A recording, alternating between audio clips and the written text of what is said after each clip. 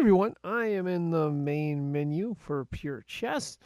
We're going to go to Chess Challenges in the top right-hand corner of the screen. Bonus games.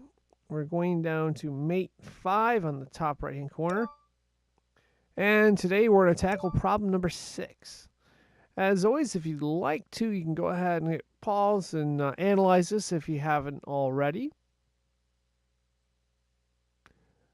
Okay, our goal here is to get Mate 5. And we got a few pieces in place, but we got to figure out how do we make them work together. What series of attack moves do we make to make this happen? So let's just look at this thing on its face here. We have this rook on h1, and that rook blocks, two flight squares that Black's king has. Black's king's on g8. That has the h8 flight square and the h7 flight square. We have a pawn that blocks the h7, and it could be taken by this other pawn right here. Black has this rook on f8, and it has a queen on e5. And if you look at this in a little more detail, you'll notice that Black has a rook on e4. However, you'll notice our king right here on e1. I'm sorry, I said rook, I meant knight. This knight right here, if this knight moves in any direction, it creates a discover check from the queen. And a discover check forces us either to block, or if it's a double check, we got to move. So that's not good for us. We have a queen on d1 that can do this. We have a bishop that can do these moves. And, of course, we have a rook on e1 that we're probably not going to use because it's mate in 5. Okay, so what we got to do is figure out, how do we put pressure on Black's king and force him to do a series of moves where we can get a check. Okay. So what we're going to do is we're going to start out with the bishop, and we're just going to put the king in check so we can force the king, or force Black to narrow down the number of moves they can make. So we're going to play bishop takes f7 check.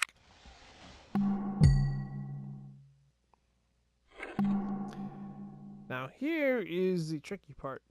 What we're trying to do is get checkmate, not gain material. If we were playing for material, we would play a little bit differently. So, okay, there's this back row right here. And if you remember earlier, the h1 rook is blocking these squares right here. So what we're going to do is we're going to put play queen d1 to d8, check.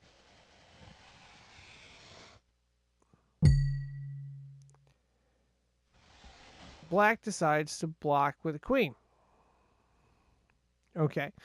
Now we could take this queen, and then it could block with the rook, and we wouldn't be able to get the checkmate we wanted. What we got to do, and the reason for that is we could take a queen, but then the rook would block, and then Black would be able to defend with the king. This king is a defender. This g8 king right here is the defender of that f8 square. And for us to get a checkmate, we need to remove that extra defender of the f8 square. We need to remove this king from defending the f8 square. And in order to do that, we're going to have to sacrifice a rook. So we're going to play rook h1 to h8, check. Black only has one option, that's to take the rook with its king, because it can't do anything because we got this well-positioned pawn right here. And this pawn is critical to us blocking in Black. Now the rest of this may be pretty straightforward to you. If it's not, it will become very straightforward very quickly. So now we can play queen d8, takes queen e8, check. And the only way Black can block is with the rook. Again, we've got all the flight squares covered. This pawn has f7, which isn't a flight square right now, but it also has the h7 square. So all we have to do is play queen takes rook f8, checkmate, and the problem is solved. And of course, that wraps this up. I am signing out. I would like to thank you for watching.